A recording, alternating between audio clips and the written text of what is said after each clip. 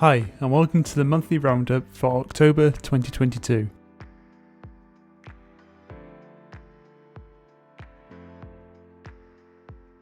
We have given you the option to add more Vizlib and Qlik visualizations as master items to the Vizlib KPI Designer. You can find the complete list by going to the KPI Designer's documentation page called Vizlib KPI Designer Properties Layers. The container grid has had an update that will benefit anyone planning to or currently using the extension in a mashup. In version 2.10.0, we have ensured that the code within the product will not affect any styles or, importantly, other visualizations. This has been completed by ensuring we have encapsulated the product's code, which will allow you to have a smooth experience when using this visualization.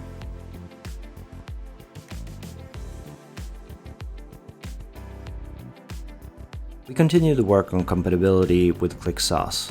Custom Report can now also export data in pivot table format on Qlik. Have you noticed the easy access to sorting on the fly? This indicator shows the current sort order. Click on it to change the order in most tables and charts.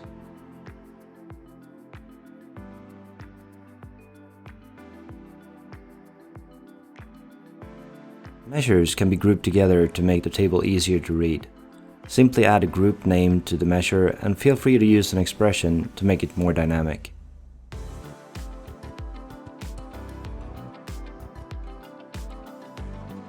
The Vizlib Gantt chart supports a variety of colouring options for the events found in the Appearance section in the Property panel.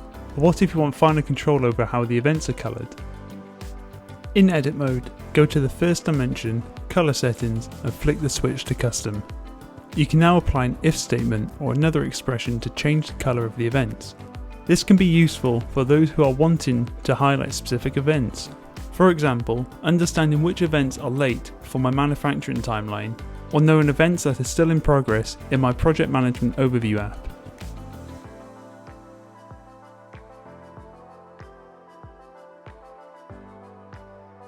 Tables are great for displaying lots of information at once.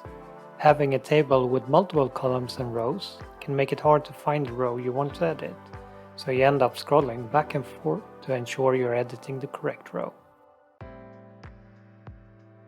One way to improve this is by freezing columns to fix them to the left side, while the other columns on the right are scrollable.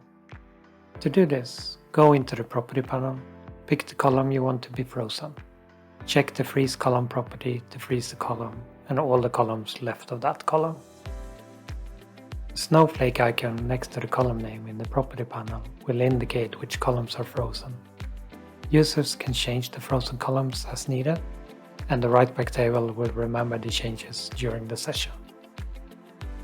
This is done by right-clicking the column header and clicking Freeze Columns. Freezing an already frozen column will unfreeze all the columns to the right. Once a user opens the browser in a new session, the default setting in the Property panel will be reapplied. Another way to tackle this is to show only relevant columns in the table and use a feature we call the Form View. Form View displays the details of the row in a form layout. Open up the Properties panel and go into the Column settings and enable Form View. Click the Wizard button to open up the Form View wizard. I will start by creating two groups, Sales Information and Product Information. I drag the product columns to the product group and the rest to the sales group. The next step is to hide the columns that are not necessary for the table. Do that by selecting the columns one by one and set the Show Column If to 0 to hide them. The sales date column is a little bit wider than I would like it to be. To fix that, go into the column properties and in the custom styling section, enable Adjust Column Width and set the column width to 120 pixels. Now everything fits on the screen. Clicking the Edit button brings up the Form View. All the details of that row are now laid out in an easy to view manner, and the user can edit the entire row with ease.